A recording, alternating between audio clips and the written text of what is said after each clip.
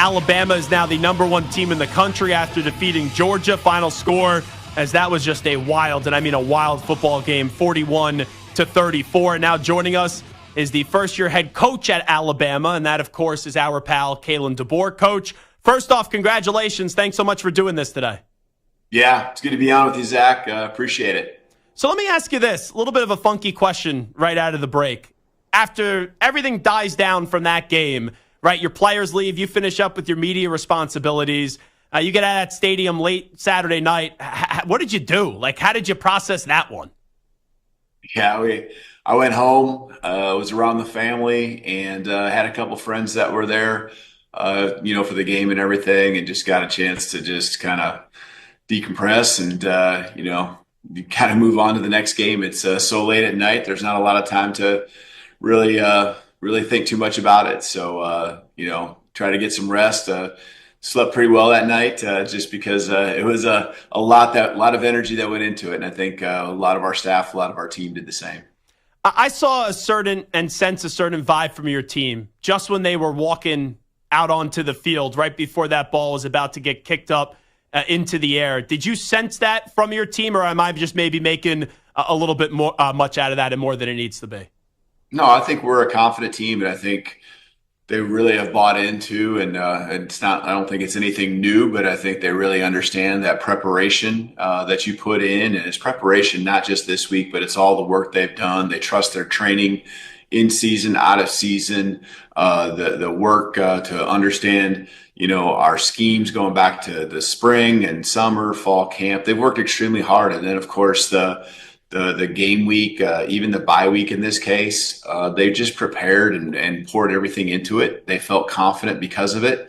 And, they believe and trust in each other. And that's to continue to grow. It's in a good spot now, but it's only going to continue to be bigger and bigger. And we're going to need that as we go through the season. And it's uncharted territory for Alabama, right? We know how great Coach Saban was and, right, still a part of the program, but now you're the head coach. People doubting you guys heading into the season. It seemed like you guys did have something to prove on Saturday night, and obviously your guys were up for that challenge, and, man, that was really some start.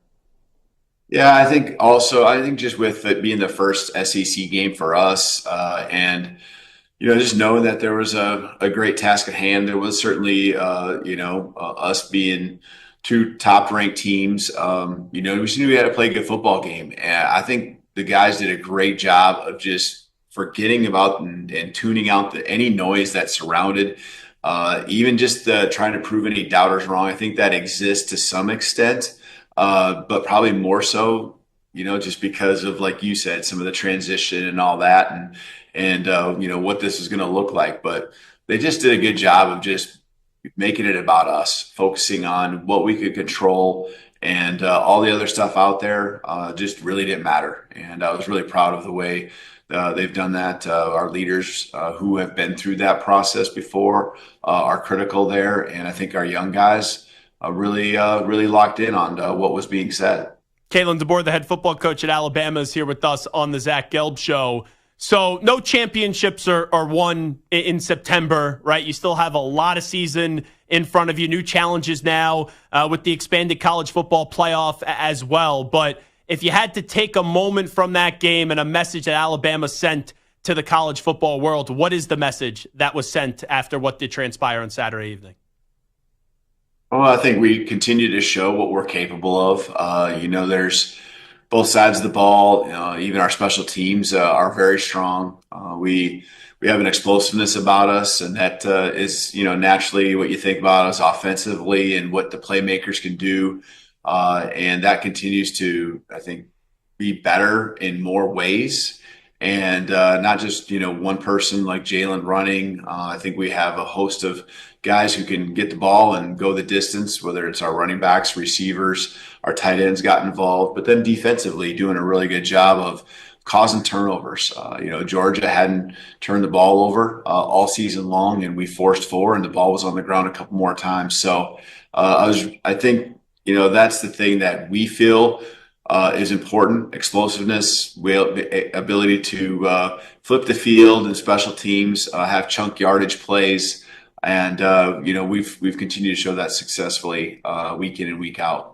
I thought this relationship between you and Jalen Milroe was going to be a home run. I remember when you joined us, Kalen DeBoer, back in March, you said he's going to cause nightmares for opposing team defensive coaches. Just how about what your quarterback has been able to do through the first few games of the season? Because now the Heisman buzz surrounding him is really starting to take off.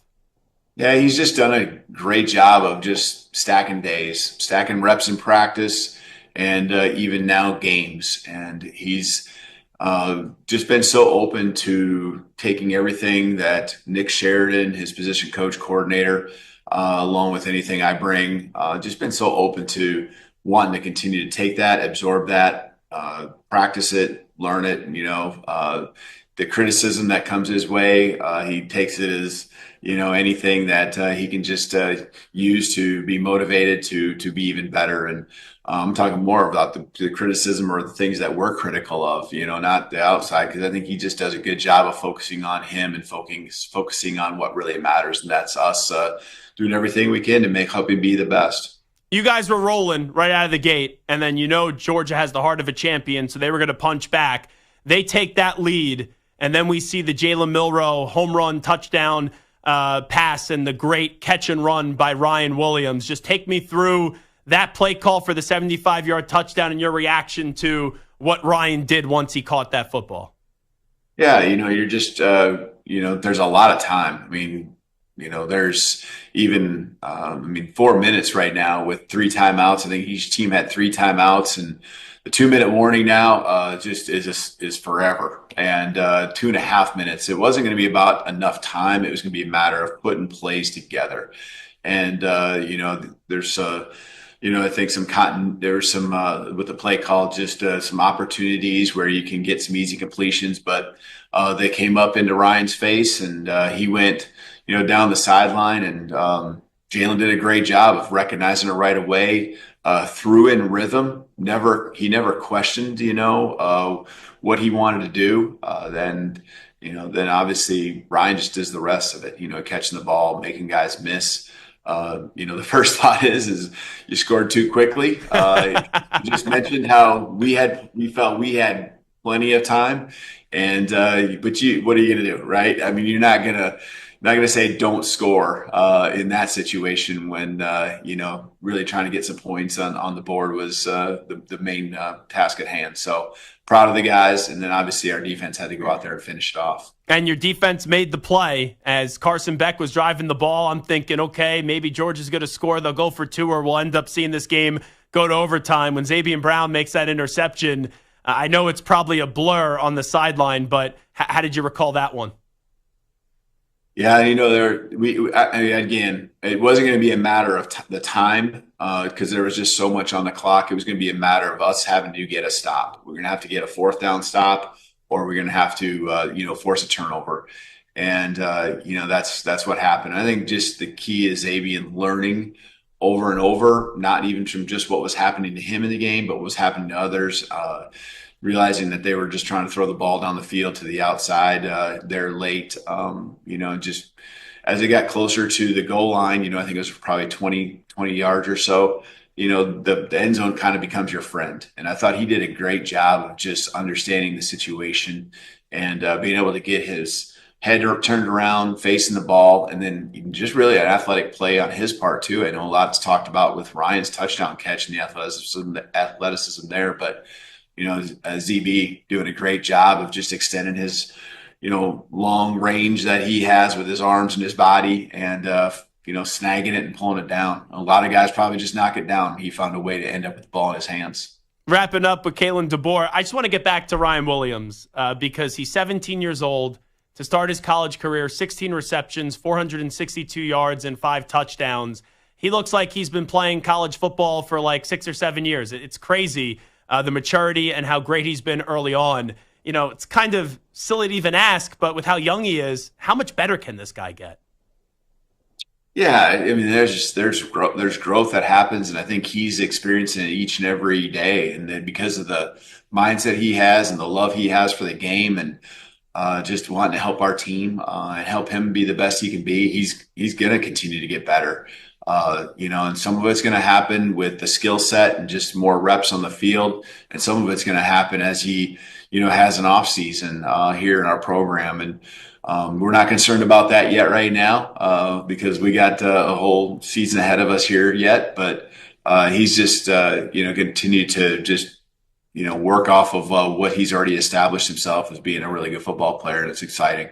What is it like to coach him? Just wondering. It's a blessing. I mean, we have a whole team full of guys that love stepping on the football field. They love the game and they want to be great. And that's no different with Ryan. He's got a smile on his face. And, the thing is, I think about the bye week and I think about a play that went down the field and, it wasn't even to him. Just that we were stressing urgency, getting lined up and him sprinting all the way from one side of the field all the way to the other and back towards the line of scrimmage. He definitely wasn't even the last guy to get lined up, but he definitely had the farthest to run. It's so important to him to make sure he upholds his end of the bargain. He pushes himself and he's a great team player that way. And so I know our whole team sees that and appreciates that. On the way out with Coach Kalen DeBoer at Alabama, when you got hired, I thought it was a home run hire. And I said, I think you could, take on some of the challenges that come because of your personality with replacing someone like a Nick Saban. With that being said, and Coach, I've known you since Fresno State. We talked there. We've talked a bunch at Washington and now at Alabama. I've never seen you be that emotional on the sidelines. Is that a different Kalen DeBoer a little bit that we saw on Saturday night? Well, it happens every once in a while, but I just felt like it was an important time of the game where we could really, kind of finish out the half. And, it's nothing that you plan intentionally. It's just kind of a reaction response. And, we're all competitive and, we wouldn't be here in this spot if we weren't. And that was, just that part coming out and trying to protect the team and do whatever I could to help fight with the battle along with them that the players were all involved with too, because they were giving everything they had. I know you're so focused on the next game. I know you're so focused on the now, but when you look at your journey, the great baseball and football career at Sioux Falls, then what you did as a coach there, Fresno State, all the other stops before that, Washington, now you're the head football coach at Alabama. Just how much fun are you having, and what is this like now as you're operating what is the gold standard of college football?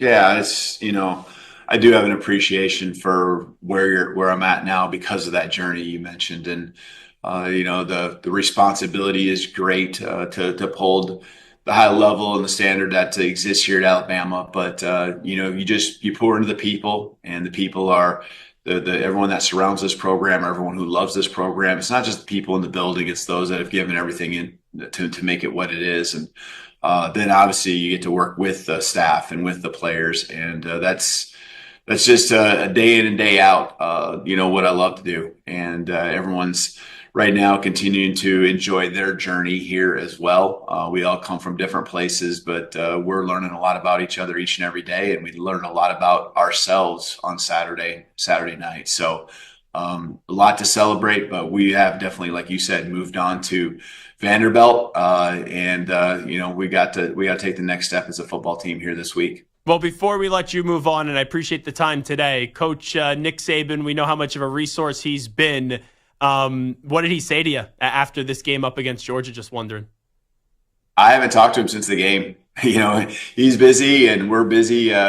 This weekend was something else with just the recruiting, and that didn't just start on Friday. That extended through Saturday, and it went on into Sunday with so many of our guys that we're working with, trying to help in the recruiting process. They hung through, so we've been busy and trying to get going on the game plan with Vanderbilt. Was a little slower, but trust the staff, and I'm getting into it myself here today as well. Well, Coach, hey, we're happy for you. Congratulations, and really appreciate you jumping on board with us as always. Yeah, you bet. My pleasure. Roll Tide.